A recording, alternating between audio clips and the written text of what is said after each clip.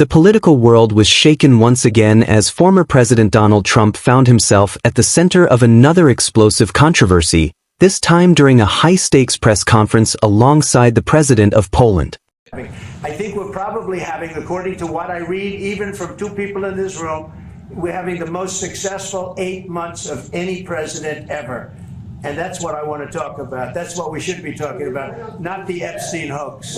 What was meant to be a diplomatic event highlighting unity, international cooperation, and strengthened ties between the two nations quickly spiraled into chaos as Trump launched into one of his most shocking meltdowns in recent memory. There have been survivors of Jeffrey Epstein speaking at a press conference on Capitol Hill. They're calling for these case files, these documents to be released. And Thomas Massie, who was sponsoring a discharge position to get the House to vote on releasing those documents, says he doesn't believe you're implicated in these files, but many of your friends and donors may be, and he says that's why the Justice Department is redacting them and slow-walking the release.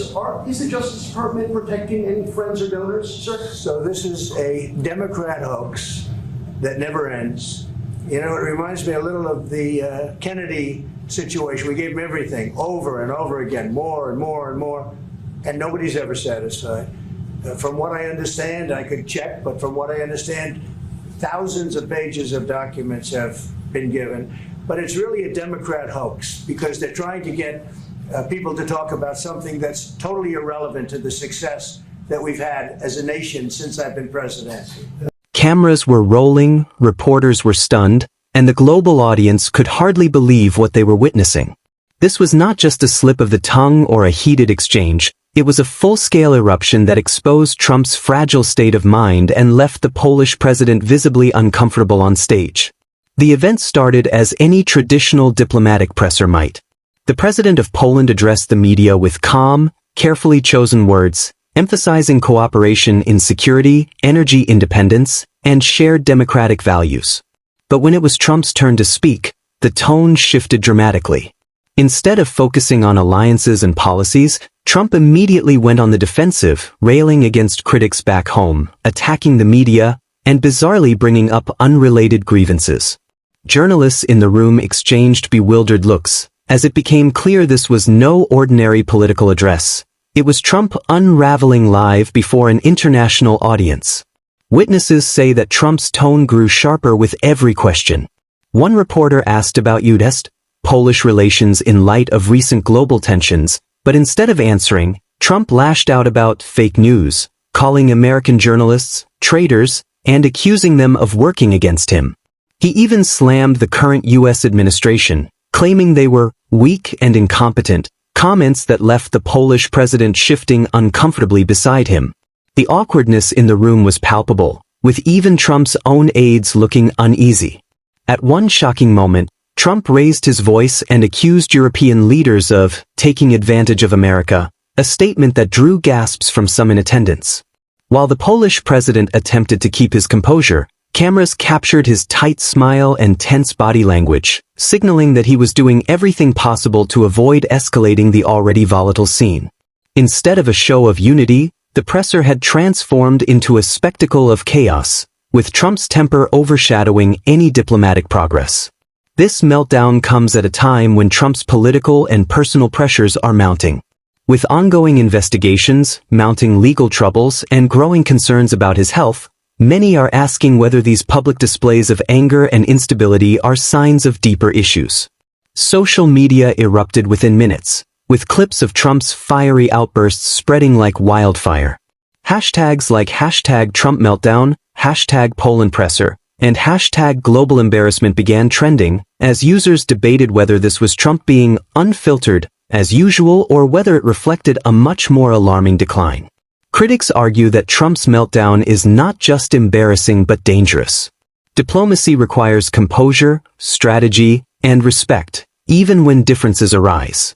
But Trump's behavior seemed more like a personal venting session than a serious discussion of international relations. By attacking the media, insulting allies, and disregarding the decorum expected at such events, Trump not only embarrassed himself but also risked damaging the very relationships he claimed to be strengthening. Some analysts have already warned that moments like this could erode trust with U.S. allies, making them question America's reliability on the world stage. Supporters, however, see it differently. As always, Trump's base interprets his outbursts as a sign of strength, praising him for telling it like it is, and refusing to bow to what they consider global elitism. Right-wing commentators quickly rallied around him, claiming the media exaggerated the incident and insisting that Trump's passion showed his commitment to defending American interests. Yet, even among supporters, there are whispers of concern that his public meltdowns are becoming more frequent and harder to defend. The Polish press, meanwhile, reacted with surprise and caution. Headlines in Warsaw focused on the bizarre nature of Trump's outbursts, with some editorialists suggesting the visit did more harm than good. Instead of headlines about U.S. Polish cooperation, much of the coverage centered on Trump's unhinged behavior.